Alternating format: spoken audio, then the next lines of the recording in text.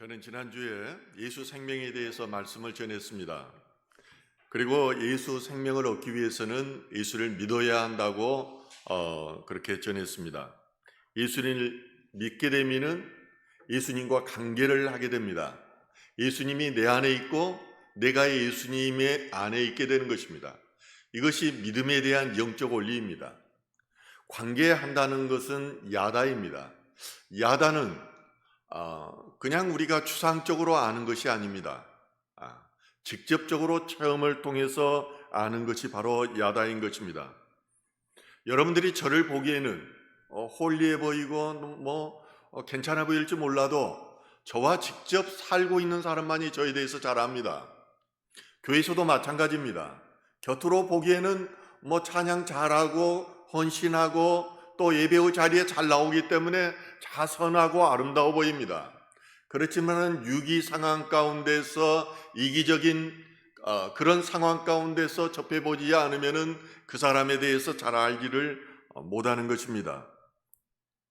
어떤 사람들은 곁으로는 평범해 보이지만은 조금 음량을 줄일까요? 하울링 있네요. 평범해 보이지 않으면 어떤 위기 상황이 오면은 분노감이 발하는 사람도 있습니다. 그리고 자기 안에 있는 본질적인 두려움이 또 나타나는 사람들도 있습니다. 최근에 발생했던 묻지마 사랑도 그와 마찬가지입니다. 평소에는 잠잠하고 순했던 사람들이 어떤 특정한 상황 가운데에서 어떤 히스테리적 그런 분노가 발산해서 사람들을 무차별적으로 살해한 것입니다. 그런 경우가 아주 많이 있습니다. 그런 사람들이 잠재되어 세상 곳곳에 들어가 있는 것입니다. 저는 상담을 하기 때문에 그런 사람들 걸 만나보고 대화를 해보면 얼마나 그들이 깊은 잠재 속에서 이런 눌려있는지를 보게 되는 것입니다. 그러므로 하나님을 안다는 것은 우리가 말씀을 통해서 타인의 경험을 통해서 듣는 것으로 하나님을 알지를 못합니다. 내가 그 하나님을 구체적으로 만나고 관계하고 경험해야지 그 하나님이 살아계시고 정말로 나를 사랑하고 계시는구나. 그 하나님께서 때로는 내가 너를 사랑한다는 그 음성을 듣기도 해야 됩니다.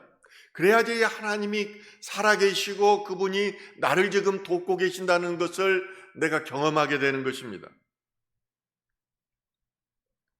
그렇지 않으면 아무리 설교 말씀을 드려도 그것이 내 신앙이 되지 못합니다. 그 말씀이 나를 찌르는 말로 들리게 됩니다. 내 경험이 되지 못하니까 그냥 헛돌게 되는 것입니다. 저 자신도 죄인이었다가 주님을 만남으로 인격적으로 변화된 사람입니다. 이런 사람들은 늘 마음속에 늘 안타까움이 있습니다. 저들도 내가 경험한 그 하나님을 만났으면 좋겠는데, 저들도 나처럼 하나님의 기쁨 가운데서 진정한 그 평강 가운데 임했으면 좋겠는데 하는 마음이 늘 있는 것입니다. 그렇기 때문에 바울도 자기가 예수님을 만나고 경험했지만은 상황은 늘 어렵고 늘 고난 가운데 있었음에도 불구하고 여러분도 나와 같이 되기를 원합니다라고 계속해서 말하는 것입니다.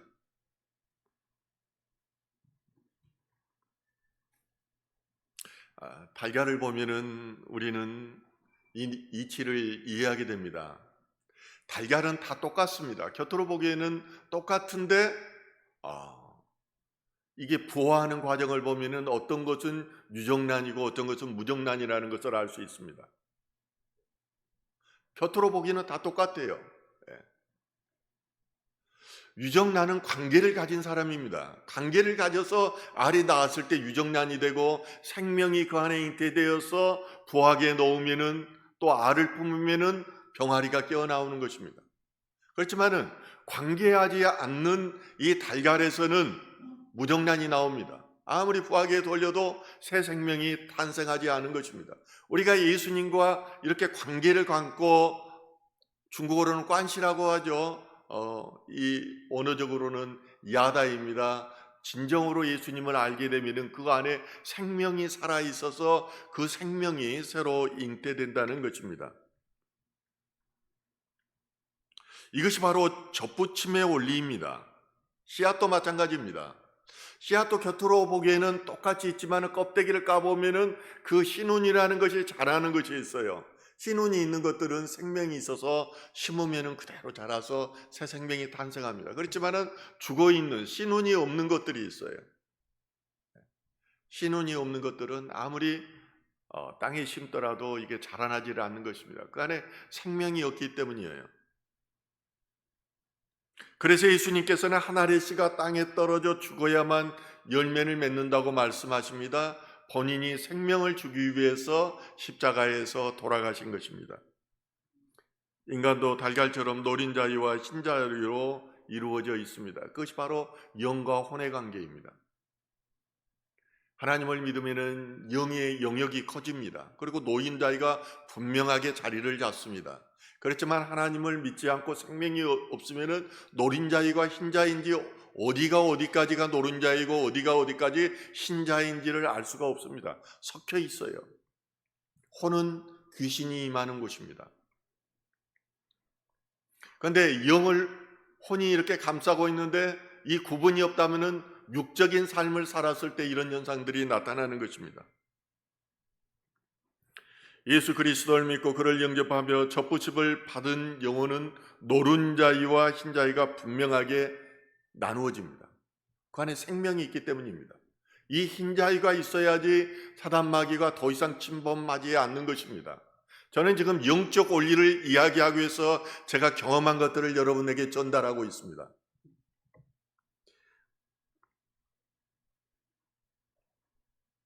그러므로 평생을 영과 육이 분리되지 않는 사람, 이런 사람들은 평생을 육의 삶을 삽니다. 육적인 쾌락을 찾고 육적인 것을 쫓고 육적인 것들만을 바라보면서 살게 되는 것입니다. 제가 어느 페이스북에서 글을 읽다 보니까 자기 아들이 군대를 갔다 왔는데 이런 표현을 하더래요. 불교를 갔더니 불교는 초코파이를 2개를 주더래요. 교회에서는 하나밖에 주지 않는데 불교에서는 2개를 주더라는 것입니다. 교회에서는 콜라를 주는데 콜라를 그냥 시원하지도 않게 해가지고 밖에 있는 것을 그냥 나눠주는데 불교를 갔더니 냉장고에 들어가서 시원하게 해가지고 초코파이와 같이 준다는 것입니다. 그래서 젊은이들이 다 이 불교로 간다는 말을 아버지한테 하더래요. 저는 이것을 보면서 곰곰이 생각해 보았습니다. 물론 교회에도 저들처럼 콜라도 2병 주고 초코파이도 4개 주면 좋겠죠. 그런데 하나님의 나라는 이렇게 먹고 마시는 데 있는 것이 아닙니다. 먹고 마시는 데 있는 게 아니라 제가 설교를 하더라도 세상 이런 예화를 들어서 재밌게 여러분들을 흥미롭게 해주면은 굉장히 좋아요. 그런 교회가 부흥이에요.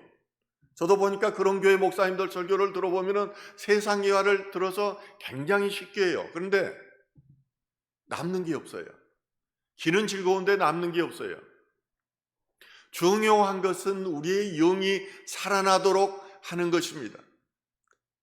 이것이 우리를 살리는 것이고 우리를 천국으로 인도하는 것이기 때문에 제가 영적 원리를 여러분에게 전해주는 것입니다. 제가 대부분은 경험하고 그리고 제가 기도를 통해서 영적으로 또 이렇게 깨달은 것들인 경우가 대부분입니다. 인간의 영혼도 신음과 같은 역할을 합니다. 신음은 대지와 교통하면서 그 대지로부터 영양분을 공급받습니다. 우리의 영이 살아있는 사람들은 신음과 같이 하나님의 대지로부터 영양분을 공급받아서 우리가 살아있고 또 소망을 미래에다 두고 끊임없이 미래를 꿈꾸면서 살아가는 사람들입니다. 이런 사람들이 나이가 들어서도 건강하게 삽니다. 그리고 이런 소망을 가진 사람들이 남에게 이타적인 삶을 살아갈 수가 있는 것입니다. 저는 지난주에 예수 생명에 대해서 전했습니다. 예수 생명이 있어야 우리가 천국에 갈 수 있기 때문입니다. 예수 생명이 있어야 우리가 살아갈 수가 있기 때문입니다. 먹고 마시는 데 있는 것이 아니라 그것이 있어야지 영생을 누릴 수가 있기 때문입니다. 이 생명을 소유하는 첫 번째 조건이 저는 믿음이라고 말했습니다. 예수를 믿어야 된다는 것입니다. 이 말은 다른 표현으로 말하면 예수와 우리가 접붙임을 당해야지 이 접붙임이 예수 안에 있는 생명이 내 안에 있게 된다는 것입니다. 태초에 예수님은 하나님과 같이 계셨습니다. 창세기 1장과 요한복음 1장이 이것을 증명합니다. 그런데 예수님은 태초 이전부터 계셨던 분입니다. 이분이 바로 지혜이고 생명입니다. 하나님 안에 있는 지혜와 생명이 예수 안에 있게 되었던 것입니다. 그 말씀은 그냥 다른 철학적인 표현 또는 어느 종교에서 말하는 내가 너를 진리 가운데로 인도하는 사람이라고 말하지 않습니다. 내가 바로 진리다. 내가 양의 문이다. 그냥 문이라고 말해요. 이렇게 말을 할 수가 없어요. 지혜가 아니고 생명이 아니면 이런 표현을 할 수가 없어요. 단지 나는 진리로 인도하는 사람이라고 말하지, 내가 양의 문이라고 말하지 않아요. 내 문을 통과하지 않는 것은 생명으로 인도되지도 않을 뿐만 아니라 그들은 도적이다고 그렇게 말을 하는 것입니다. 요한복음 15장 4절과 5절은 이렇게 말합니다. 내 안에 거하라 나도 너희 안에 거하리라. 가지가 포도나무에 붙어 있지 아니하면 스스로 열매를 맺을 수 없음 같이 너희도 내 안에 있지 아니하면 그러하리라. 나는 포도나무요 너희는 가지라. 그가 내 안에 내가 그 안에 거하면 사람의 열매를 많이 맺나니 나를 떠나선 너희가 아무것도 할 수 없습니다. 저는 디퍼런스 전문가입니다. 그리고 저는 열매 맺지 않는 일이나 또는 그 사역에 대해서 아주 무익하게 생각하는 사람입니다. 일을 했으면 열매를 맺어야 된다는 것입니다. 그렇기 때문에 저는 열매 맺기 위해서 그 열매가 여러분들을 천국으로 인도하는 것이고, 장기적인 하나님의 부르심을 받아왔기 때문에 경찰 선교를 위해서는, 이 열매 맺는 선교를 위해서는 어떻게 해야 되는가를 늘 고민하고 기도하고 있습니다. 그게 바로 선교센터를 짓고 많은 경찰관들이 현직에 있을 때 신학교를 가서 준비되어져서 나와서 영혼들을 살리는 일을 해야 된다고 생각하는 사람입니다. 이게 전략적인 부분입니다. 오늘 말씀은 그렇습니다. 예수님께서 최후의 만찬을 제자들과 함께 나와서 이제 유언과도 같은 중요한 말씀을 하십니다. 그것은 바로 내가 포도나무라는 것입니다. 그리고 너희는 가지라는 것입니다. 여기서 그냥 포도나무라고 말하지 않습니다. 나는 참 포도나무라고 말합니다. 포도나무도 여러 가지 포도나무가 있습니다. 접붙여 가지고 나온 유전적인 변형을 이룬 것들도 있고, 덜 포도나무도 있고, 그럼 맛을 보아도 먹을 수 없는 그런 포도나무도 있습니다. 그렇지만 예수님께서는 내가 참 포도나무라고 말합니다. 거짓 선지자가 아니라는 것입니다. 나야말로 참 목자라는 것입니다. 사이비한 것들이 아니라는 것입니다. 그 당시에도 내가 예수라고 메시아라고 말하는 사람들이 많았습니다. 오늘날도 메시아라고 말하는 사람들이 우리나라에만도 수십 명입니다. 얼마나 가짜가 판을 치는지 모릅니다. 앞으로 한 50년대가 되면은 정말로 가짜들이 진짜보다 더 많은 그런 세대가 오게 될 것입니다.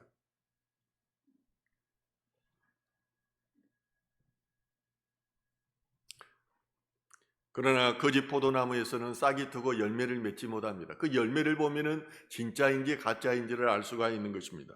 왜냐하면 그 안에 생명이 없기 때문입니다. 가짜들은 귀를 달콤하게 하고 우리를 유혹하기는 쉽지만은 열매가 없다는 거예요. 그러나 예수님은 하나님의 아들입니다. 그가 참 포도나무이십니다. 예수님을 믿고 따르는 사람들은 참 포도나무에서 자라서 이렇게 싹이 트고 또 열매를 맺는 그런 것이 아니라고 말합니다. 너희는 나에 대해 접붙임 당했다는 거예요. 접붙임 당했다는 거예요. 내가 하나님의 아들인데 너희가 접붙임을 받아서 양자되어서 너희 또한 나에게 형제가 되었고 하나님의 아들이 되었다는 거예요. 너희는 과거에는 사단마귀의 종이었지만은 나를 믿음으로 더 이상 종의 아들이 아니고 하나님의 아들이 되었다는 거예요. 이 원리인 것이에요. 우린 접붙임 당한 사람이에요. 도저히 포도나무가 될 수 없는 사람인데 이게 접붙임 돼서 이렇게 생명을 얻고 그렇게 돼서 하나님의 자녀가 되었다는 것입니다. 바울은 이 원리를 감람나무와 돌감람나무로 이렇게 표현합니다. 감람나무는 저기잖아요. 뭡니까? 올리브나무. 예. 저쪽에 한 2500년 되는 올리브 나무도 지금도 있습니다. 이스라엘에 가면. 거기는 올리브 나무가 아니면 살 수가 없어요. 석회질이 많아가지고 잎사귀부터 또 덜 익은 열매부터 해가지고 익은 열매까지 전부 해서 성전의 기름으로 쓸 뿐만 아니라 그것을 반찬으로 만들어서 또 건강을 유지하기 위해서 사용하는 것입니다. 이 원리를 이용해가지고 말을 합니다. 여기에서 로마서 11장 17절은 이렇게 말합니다.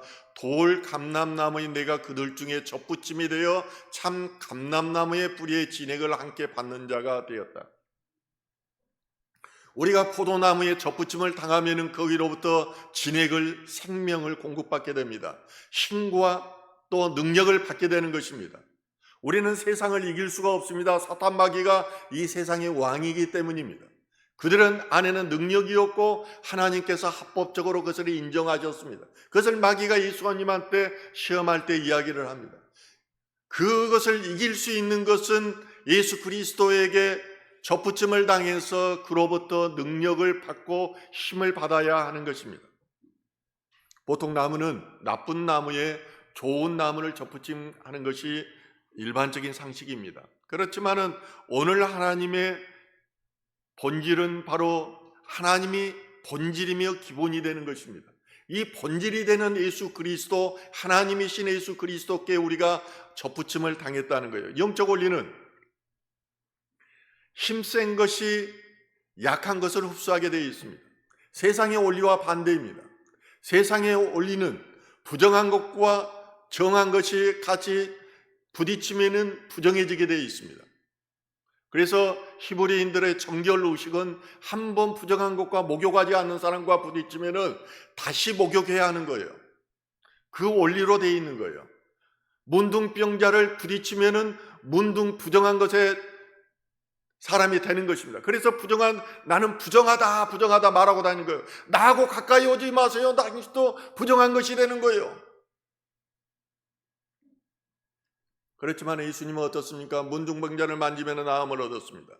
혈류병 걸린 여인은 부정한 자였습니다. 그가 부끄러움 때문에 예수 앞에 나가지도 못하고 정말 예수 뒤에 서서 옷만 스쳤는데도 그가 나은 것입니다. 영적인 강함이 그에게 나타나기 때문에 부정함이 정한 것이 되었던 것입니다. 물은 내게 붙어 있어 열매를 맺느니라는 말씀은 참 포도나무에 돌 포도나무 가지를 접붙이면은 돌 포도가 열리는 것이 아니라 참 포도가 열리게 된다는 것입니다. 저주받는 죄인인 우리들은 이제 예수 그리스도를 믿고 하나님의 자녀가 되었고 하나님과 형제가 되었고 친구가 되었습니다. 예수님께서는 그 친구를 위해서 목숨까지도 바쳤습니다. 목숨까지 내주는 친구가 참 친구라고 말씀하셨던 예수님이 그대로 실행하신 것입니다. 이 영적 원리가 내 안에서 실현되는 것입니다. 그분이 생각나게 하시고 또 하나님의 생명이 내 안에 있으므로 그것을 실행하는 삶을 살게 되는 것입니다. 나는 상황과 여건에 관계없이 그 생명에 있음으로 해서 나는 그 예수의 말씀과 그의 기쁨과 평강과 사랑의 삶을 살아가게 되는 것입니다. 이것이 세상 원리이기도 합니다. 이러한 삶을 살고 비전을 꿈꾸는 사람들은 건강하게 살아갑니다. 제가 어느 기사를 봤더니 가장 오래 사는 사람이 첫 번째가 목사예요. 두 번째가 보니까 교수들이에요. 세 번째가 판사, 검사들이고 네 번째는 경찰관들이더라고요. 소방관들이 제일 단명한 것을 저는 자료를 통해서 봤습니다.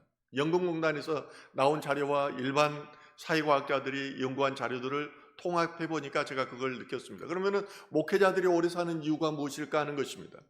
이전 이타적인 삶 그리고 하나님을 소망하면서 긍정적인 삶을 살기 때문입니다.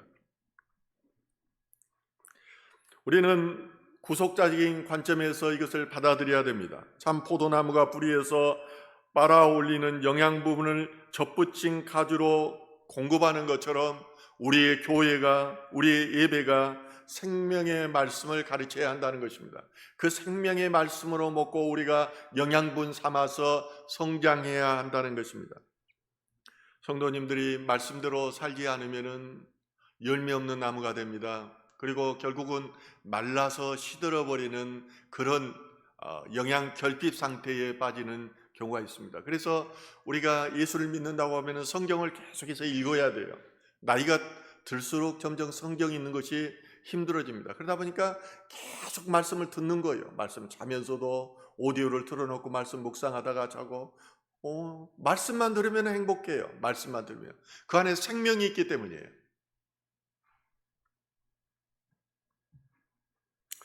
그러므로 예수에게 접붙임 당한 성도들은 늘 주 안에 있습니다.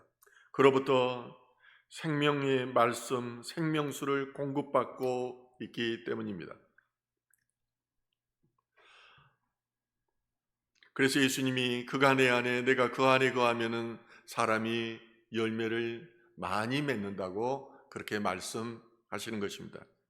우리 또한 예수님께 접붙임 당해서 예수님으로부터 생명을 공급받고 그렇게 가지고 죽어서만 하늘나라에서 천국을 소유하는 것이라 이 땅에서도 천국을 소유하시기를 축원합니다. 그것이 사는 길입니다. 그것이 사는 길이에요. 저는 이렇게 세상을 바라보면서 사람들이 어떻게 예수 믿지 않고 저 사람들이 살 수 있을까 안타까운 때가 많아요.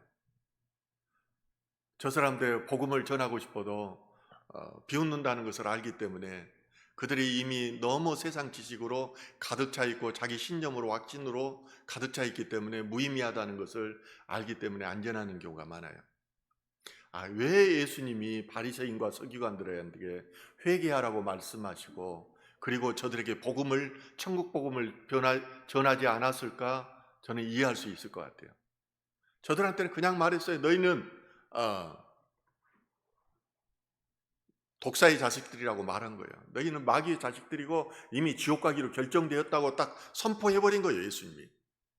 너희는 말을 전해도 듣지 않을 정도로 너희의 생각으로 가득 차 있다고, 하나님을 가장 사랑한다고 생각하고 가장 거룩하다고 그렇게 사람들로부터 칭찬받고 있는데 너희 안에는 마귀의 생각, 마귀의 신념으로 가득 차 있다는 거 알았기 때문에 딱 단정해버린 거예요. 더 이상 복음 안 전한 거예요. 가난한 자, 힘든 자, 병든 자, 과부, 고아 이들에게 복음을 전했어요.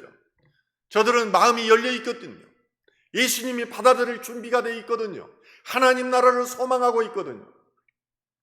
두 번째는 예수 생명을 얻기 위해서 회개해야 하는 것입니다. 회개는 돌이키는 것을 의미합니다. 그냥 우리는 늘 회개합니다 하지만은 그것이 돌이키지 않으면은 행위로 나타나지 않으면은 회개가 아니라 후회입니다. 회개는 태도를 동반합니다. 행동을 동반합니다. 삶의 변화를 동반하지 않으면은 회개가 아닙니다. 우리 전에도 너무 잘 알고 있지만은 회개했을 때 하나님 나라가 임해요. 다른 표현으로 말하면 하나님 나라가 임한다는 것은 하나님의 영이 임한다는 거예요. 하나님의 영이 임하면은 하나님의 통치권이 그 안에 임하게 되는 것입니다. 하나님의 능력이 그 안에 나타나요. 저는 예배 가운데 전에 경험하지 못했던 그런 일들이 예배 가운데 여러 차례 경험했습니다. 성령의 바람이 꼭 예배 막 시작하려고 하면 팍 부는 거예요. 하나님 나라가 임한 거예요. 여러분, 하나님 나라가 임해야지 우리가 삽니다. 목사도 설교하는 사람이 아니에요. 하나님의 임재 가운데 나아가는 예배자예요. 늘 그렇게 기도해요. 하나님, 제가 영과 진리로 드리는 예배자 되게 해주십시오.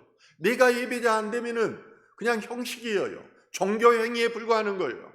여러분들도 마찬가지예요. 이 가운데 성령의 임재를 경험하지 않으면은 여러분들이 힘을 얻지 못해요. 살아가면서 내 힘으로 아둥바둥하면서 뭘 이루어 보려고 하는데 천만의 말씀이에요. 내가 해보니까 하나님이 해주지 않으면은 내 힘으로 되는 것은 아무것도 없어요. 이것을 수없이 경험함에도 불구하고 결국 사람은 내 힘으로 이루겠다고 발버둥 쳐요. 오직 하나님께서 두 손을 완전히 들고 항복했을 때 그때 늘 일하시는 겁니다. 그때 내가 소망의 것들이 이루어지는 것을 늘 보는 거예요. 그렇기 때문에 이 역사가 있기 위해서는 먼저 회개의 단계가 있어야 된다는 것입니다. 우리는 옷을 입을 때 막 급하게 입다 보면은 중간에서부터 단추 잠그는 경우가 있습니다. 그 기질에 따라 다 달려요. 지갑 안에 돈을 넣는 방식도요. 담집인 사람은 딱 쳐가지고 5만 원짜리, 1만 원짜리, 1,000 원짜리 딱 이거 해가지고 딱 넣어요. 얼마 있는지 머릿속에 다 기억하고 있어요. 그렇지 않은 사람, P형인 사람, 행동 양식이 P형인 사람은요, 이런 사람들은 대충 그냥 그런 거 섞어서 다 넣어요. 다 다릅니다. 예. 그렇지만은 단추가 중간에서부터 한번 잘못 당겨주면은, 제가 설교 준비하는데 그 생각이 나더라고요. 잘못 당겨주면은 안 되잖아요. 아무리 여기 밖에 있고 나서 다시 해야 되잖아요. 아무리 급해도 첫 단추부터 제대로 끼워야 됩니다. 그게 첫 단추가 회개예요. 회개. 세례 요한이 뭐하러 왔습니까? 길 내러 왔어요. 길. 왕이 오면은 미리 왕이 납치신다 하는 사람이 전령이 있잖아요. 먼저 길을 먼저 내잖아요. 먼저. 예. 사단장이 군에 있어 보면 사단장이 올라오면은 길을 먼저 닦아요. 그래야 덜컹덜컹 안 하고 사단장이 와서 기분 좋게 훈시를 하고 간다고요. 마찬가지로 길내로 온 사람이에요. 길내로 와가지고 한 말이 무슨 말이에요? 회개하라고 말이에요. 천국이 가까웠다고 말이에요. 예? 천국이 가까웠다. 이 말은 하나님 통치권이 이곳에 임하니까, 왕이 오니까 회개해야지 그 왕의 통치권이 너희 안에 임한다는 거예요. 하나님 나라가 임한다는 거예요. 예수님도 똑같은 말 했어요. 회개하라고. 예. 천국이 가까웠다고. 첫 단추라고요, 회개가. 이게 잘못 끼워주면은 교회 백날 다녀도 돈 하고 간다니까요. 돈. 그래가지고 마귀도 돈을 줘요. 마귀도 돈을 줍니다. 그렇기 때문에 점쟁이 찾아다니고 미신도 오늘까지도 유사 이래로 우상이 동시에 존재하는 거예요. 이거 쫓아다니는 사람들은 끝까지 미신만 쫓아다녀요. 결국은 멸망시킨다는 것을, 목적이 멸망시킨다는 것을 몰라요. 그런데 돈은 재밌습니다. 생각만 해도 재밌어요. 예. 하나님을 근데 나라가 임하면 절대 돈 생각이 안 나요. 예. 하나님이 너한테 소원 한번 말해봐라. 그러면 많은 사람들은 나한테 세상에서 가장 부자가 되게 해주십시오, 이런 기도를 할지 몰라요. 그렇지만 하나님의 영이 임하면 그런 기도 전혀 안 해요. 예수님처럼 살게 해주십시오, 이 기도 나와요. 네 소원이 무엇이냐 그러면은, 저는 내가 가만히 생각해 봤어요. 내 소원이 하나님이, 내가 영화를 보다 보니까 그 소원 묻는 게 나오더라고요. 근데 나는 예수님처럼 살게 해주십시오, 예수님이 되게 해주십시오라는 말을 할 수가 없잖아요. 근데 예수님처럼 살게 해주십시오, 이 고백을 할 것 같아요. 바로 그거예요. 너희가 돈이냐 하나님이냐 둘 중에 고르라는 거예요. 사도행전 11장 18절에서 이렇게 말합니다. 그들이 이 말을 듣고 잠잠하여 하나님께 영광을 돌려 이르되, 그러면 하나님께서 이방인에게도 생명 없는 회개를 주셨도다 하니라. 이방인들과 함께 식사했다고 그래가지고 믿음 있는 그런 유대인들이 이 베드로에게 막 비방을 합니다. 어떻게 율법을 지키는 사람들, 또 하나님의 선택된 백성인 당신이, 또 유대의 지도자라고 하는 당신이, 예수님의 제자였다고 하는 당신이 이 더러운 이방인들, 개만도 못한 저들과 같이 앉아서 밥을 먹을 수 있습니까? 거룩한 유대인들이 어떻게 거룩하지 못한 그런 것들과 어울릴 수 있습니까? 막 비난을 합니다. 복음의 유기에 전합니다. 그렇지만 예수님께서 이 욥바에서 만났던 그 성령의 임재, 하나님의 인도하심, 여기에 대해서 간증을 합니다. 그러다 보니까 그들이 그 말 들으니까 합리적으로, 논리적으로, 이성적으로 맞는 말이거든요. 저것은 이 성령의 임재가 아니고 하나님의 인도하심이 없으면 도저히 저런 현상들이 있을 수 없거든요. 그러니까 유대인들도 고백하는 거예요. 우리한테만 구원을 주신 게 아니라 이방인에게도 생명 없는 회개를 그들에게도 주었구나, 그렇게 말하는 겁니다. 이때부터 욥바를 통해서 이방인 선교가 전해지는 것입니다. 여기서 키워드는 그것입니다. 생명 없는 회개를 주셨다. 그들도 알고 있었어요. 계속해서 선지자가 회개하라고 말씀했던 것을 알 수 있었어요. 유대인들이 그들로 바벨론에 가가지고 했던 것들은 철저한 회개였습니다. 돌아와서 그들이 행했던 것은 하나님 앞에 회개하는 것이었습니다. 회개의 결과물이 율법입니다. 나는 하나님의 말씀대로만 살겠다고 하는데 율법이 본질이 되어버린 것입니다. 하나님이신 예수님이 오셨음에도 불구하고 율법이 본질이 되어보니까 이 율법이 하나님이신 예수를 메시아를 거부하게 된 것입니다. 그런데 그 회개가 이방인들에게도 임했다는 것을 그들은 알고 그들에게도 이제 하나님의 생명이 임했다는 것을 고백하고 있는 것입니다. 이처럼 생명을 얻기 위해서는 회개가 있어야 됩니다. 이것을 영적으로 보면 우리가 예수를 믿기 전에는 어둠 가운데 있었기 때문입니다. 사단에 매어 있었기 때문입니다. 우리가 세상을 바라보면서 육적인 삶을 사는 것은 어둠입니다. 이것을 성경이 변증하고 있습니다. 이러한 우리가 이 사단의 매임에 있게 되면 프레임에 갇혀버리는 것입니다. 제가 경찰학교 3개월 동안 전문화 과정을 겪었는데 여기는 간첩 수사하는 기법에 대해서 배웁니다. 계속해서 3개월 동안 아침, 저녁, 밥만 먹으면은 간첩들, 어떻게 간첩들이 행동하고 간첩들을 수사할 것인가 배우는데 이 3개월 동안 교육받고 나니까 보이는 것이 다 간첩으로 보여요. 사진기 들고 다니면 다 간첩으로, 사진 찍는 사람들 간첩으로 보여요. 3개월 교육받는데 그랬습니다. 저는 대학 다니다가 군대를 갔는데 인격에 대해서, 개인 사람의 가치에 대해서 소중하게 생각했던 사람입니다. 그런데 쫄병으로 들어가니까 한 2개월 동안 고참들로부터 쫄병들 군기 잡으라고, 쫄병들 패라고 이런 교육을 받다 보니까 자연스럽게 쫄병을 패고 있는 거예요. 저는 깜짝 놀랐어요. 사람이 이렇게 변할 수 있구나.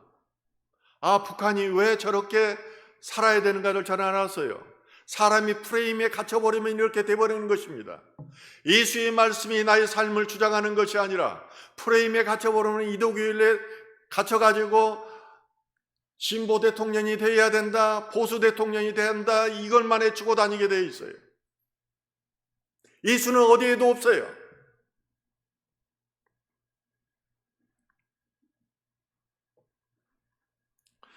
이것을 깨닫게 해주는 것이 우리의 신앙입니다.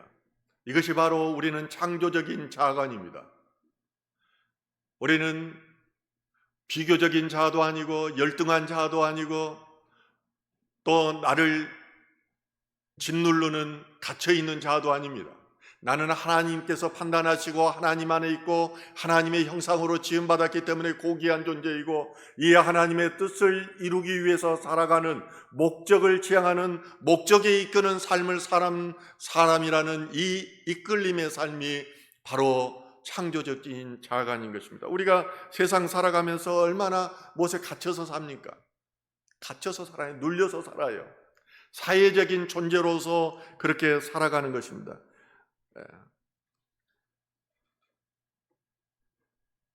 이러한 것들이 페노시아라는 것입니다. 가면의 삶을 사는 것. 심리학에서 나오는 것입니다. 남의 눈치 보고 사는 것. 나의 창조적인 자아가 없고 남의 눈치만 보고 남의 이끌림을 받아서 사는 것입니다. 우리가 진정으로 회개하고 예수 생명이 내 안에 있으면 나는 겸손하지만은 예수 말씀대로 섬기는 삶을 살아감에도 불구하고 내 안에는 하나님의 뜻을 성취하고 하나님의 나라를 이루겠다는 이 원대하고 깊은 포부와 이상을 가지고 살아가게 되는 것입니다. 마귀는 하나님 중심이 아니라 나 중심의 삶을 살라고 말합니다. 이게 자기 중심주의예요. 선악과를 따먹은 것 자체가 자기 중심주의예요. 하나님 말씀은 너의 중심은 선악과를, 세상의 주인이 하나님이라는 것을 인정해라, 그것이 선악과라고 말씀해 줬지만은 사단은 그렇게 말하지 않습니다. 네가 주인 돼서 살아라. 너도 하나님처럼 될 수 있다. 그래서 선악과를 따먹었는데 그래서 좋았습니까? 두려움이 내 안에 밀려와요. 두려움이요. 그래서 하나님의 저들을 찾을 때 아담과 이브는 두려워서 숨었나이다라고 하나님의 눈을 피했던 거예요. 공포가 밀려와요. 우리 안에, 심리 안에 두려움과 공포라는 것은 다 하나님의 말씀을 떠났기 때문입니다. 내 중심으로, 내 이기심으로 살아가게 되면은 세상에 즐거움과 행복이 있을 것 같지만은 두려운 거예요. 우리나라가 얼마나 잘 삽니까? 그렇지만은 수많은 사람들이 두려움에 떨고 있어요. 공황장애로 시달리는 사람이 얼마나 많은지 모릅니다. 불안으로 떨고 있어요. 우리는 평범해 보이지만은 그 안에서 깊은 두려움과 깊은 불안, 그런 것들이 얼마나 많은지 몰라요. 얼마 전에 태국 방콕에 있는 한 백화점에서 불과 14살 된 청소년이 총을 쏴가지고 3명을 살해하고 또 여러 명을 부상시켰습니다. 이 소년이 한 말이 있습니다. 누가 나에게 막 쏘라고 그랬어요. 사람을 죽이라고 말했어요. 저는 그게 그냥 들리지 않아요. 실제 이 어둠의 영에 사로잡히면 그렇게 죽이라고 하는 것입니다. 그래서 일가족 살해하기도 해요. 제가 상담을 해보면 그 사람들이 그렇게 말을 해요. 이 군 복무하는데도 불구하고 누가 와가지고 막 탈영하라고 말한대요. 난 3번 탈영하는 친구도 봤어요. 그래서 내가 면담을 해봤더니 자꾸 이렇게 보초 쓰고 있으면 탈영하라고 말한대요. 꼬마가 나타나가지고 그게 귀신이에요, 귀신. 이런 사람들은 기질에 따라 다르기는 하지만은 하나님 고난을 얻지 않으면 결코 이런 사람들은 변하지 않습니다. 어둠이 떠나가지가 않는 것입니다. 그래서 고난이 위기인 거예요. 고난 가운데 나를 돌아보고 고난 가운데 자아를 부인하고 나의 안에 있는 이기심을 부인했을 때 하나님의 영이 나오는 것입니다. 나를 부인하고 나면은 그 다음에 뭐가 나옵니까? 회개하게 되는 거예요. 내 힘으로 안 되구나. 내가 지금까지 살았던 것들이 다 어둠이었구나. 이러고 나면 회개가 나오고 나서 그리고 나서 하나님을 찾게 되는 것입니다. 이 회개가 있을 때는 한 번만 교회에 나가도 바로 성령이 임하는 것입니다. 하나님의 영이 휘어잡아 버리는 것입니다. 아멘. 네, 여러분 좀 간증도 많이 들어보세요. 다니엘 기도에 우리 얼마 있으면 하잖아요. 네. 인간의 구원은 요즘 날 하도 교회 오십시오 하니까 목사가 저 사람 나한테 무슨 이익을 얻으려고 그러는가 그렇게 생각하는 사람들이 많아요. 특히 탈북자 선교를 하면 그런 사람들이 대부분이에요.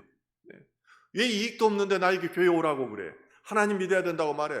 막 화를 내요. 그 사람들은요. 자기는 공산주의에서 그렇게 배웠기 때문이에요. 그러는데 다니엘 기도에 들어보면 알겠지만은 저 사람들이 다 하나님 만났던 사람들이요. 하나님 만나서 변화됐던 사람들이요. 그것을 고백하는 거예요. 하나님은 우리에게 자유의지를 주었습니다. 영적 원리로 다시 이것을 재해석합니다. 자유의지를 주었다면은 네가 알아서 천국 갈지 지옥 갈지 판단하라는 거예요. 자유의지 가지고 이 의지를 발동해서 선악과 따먹었어요. 그런데 구원을 받으려면 값싼 구원이 아니에요. 네 의지를 발현해야 돼요. 네 의지로 나가야 돼요. 이게 내 자유의지가 회개라는 것입니다. 나는 죄인이었습니다. 내 중심으로 살았습니다. 내 의지로 죄를 지었습니다. 나는 그것이 남 탓이라고는 생각했지만은 내 의지를 해서 하나님을 사랑하고 찬양과 경배하며 이 자리로 나갑니다. 하나님 나를 변화시켜 주옵소서. 내 안에 빛을 주옵소서. 예수 그리스도가 나를 주인됩니다. 내가 예수 그리스도만을 위해서 살겠나이다. 내가 죽겠나이다. 예수 그리스도를 위해서 죽겠나이다. 이 고백 한번 해보세요. 고백 한번 해보세요. 어떤 일이 영적으로 내 안에서 일어나는가를 잘 보시라고요. 한 번으로 되는 게 아닙니다. 회개는 한 번 됐다고 구원받았다고 생각하면 안 됩니다. 한 번 구원받아서 계속해서 나는 천국 소유했다고 말하는 것은 이단이에요. 가짜들이에요. 인간은 죄인이고 끊임없는 죄가 들어옵니다. 목사도 마찬가지예요. 영으로 시작했다가 육으로 끝나는 경우가 대부분 그런 경우예요. 많은 사람들이 그것이 우리가 눈으로 보고 있는 것입니다. 계속해서 회개해야 됩니다. 계속해서 나는 죄인입니다. 하나님 아버지 용서해 주옵소서. 눈물로 회개해야 되는 것입니다. 그렇게 해서 구원의 날까지 우리가 구원에서 멀어지지 않도록 우리는 늘 깨어서 그 길을 가야 하는 것입니다. 예수님께서 이 땅에 오셔서 하는 것은 회개하라는 것입니다. 그리고 예수님께서 제자를 선택하시고 그들에게 가르치는 것은 회개의 복음을 전하기 위해서였습니다. 그래서 성경은 분명히 말합니다. 제자들에게 회개의 복음을 전하게 하셨다. 그리고 예수님께서 분명하게 말씀하시는 중요한 원칙이 있습니다. 그래서 내가 의인을 부르러 온 것이 아니요 죄인을 회개시키려 왔노라. 회개해야 하나님 나라가 임하기 때문입니다. 회개해야 생명이 임하기 때문입니다. 회개해야 죽었던 자가 살아나기 때문입니다. 저는 그런 경우에 이제 목회를 하다 보니까 보이는 것은 교회 십자가밖에 안 보여. 관심이 없어요. 어디 가도 여기가 교회 십자가 있는가 이것만 보여요.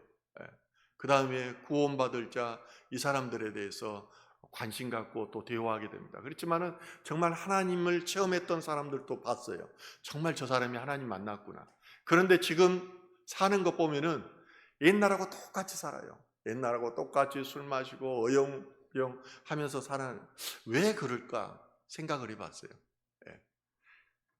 과거에 경험했던 그 하나님, 이걸 놓아버린 거예요. 한때 경험했던 은혜, 그냥 추억으로 생각하고 놓아버린 거예요. 계속 깨어있지 않기 때문이에요. 예. 계속해서 자녀들에게 이것을 권면하지 않기 때문이에요. 손주들한테 계속해서 하나님 말씀을 외우라고 하지 않기 때문이에요. 예. 저는 손주들 만날 때마다 하나님 말씀을 외우게 해요. 예. 7살짜리는 제법 한 20개 가까이 외워요. 4살짜리, 4살짜리도 한 5-6개 외워요. 그러면 돈 줘요. 어차피 용돈은 주는 거니까 하나님 말 외우게 하고 줍니다. 왜냐하면은 대를 이어서 하나님 안에 하나님의 자녀로 살아가게 하려고 하기 때문에 그 자녀들이 친구들을 전도해서 교회에 와요. 그러면은 요즘은 자녀들을 따라서 부모들이 교회에 오잖아요. 그 부모들이 또 교회를 온대요. 예.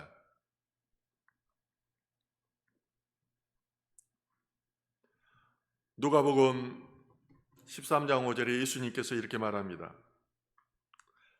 너에게 이르노니 아니라 너희도 만일 회개하지 않으면 다 같이 이와 같이 망하리라. 당시에는 갈릴리 사람들이 저항감이 많았습니다. 접견 지역과 같이 있었기 때문이기도 했습니다. 그런데 한 번은 갈릴리 사람들이 성전에서 제사를 지내고 있는데 로마의 군인들이 와가지고 갈릴리 사람들을 다 죽였어요. 드리는 피의 제사의 제물에 그들의 피가 섞이게 된 것입니다. 이것을 그 당시에 있었던 센세이션한 사건을 예로 들면서 너희들도 회개하지 않으면은 그들이 허무하게 죽은 것처럼 그렇게 죽게 된단다. 예. 너희들 그러니까 회개해야 된단다. 이렇게 말씀하고 있는 것입니다. 회개하지 않으면 우리는 예수 생명을 얻을 수도 없습니다. 요즘 잘 교회에서 회개에 대해서 말하지 않잖아요. 그럼에도 불구하고 제가 이렇게 간곡하게 회개에 대해서 자주 전하는 것은 여러분들을 찌르려고 하는 게 아닙니다. 제가 경험해 봤기 때문에, 예. 귀신이 떠나가는 것을 내 눈으로 봤기 때문에 회개해야 생명이 오고 내가 변화되고 예수의 도움을 받는다는 것을 내가 영적으로 다 느끼고 보았기 때문에 이것을 저는 간증처럼 이야기하는 것입니다. 예수를 믿음으로 예수와 함께 접붙임 당하고 또 회개함으로 예수 생명을 소유하고 예수의 힘을 얻는 저와 여러분 되길 소망합니다. 예. 자, 오늘 말씀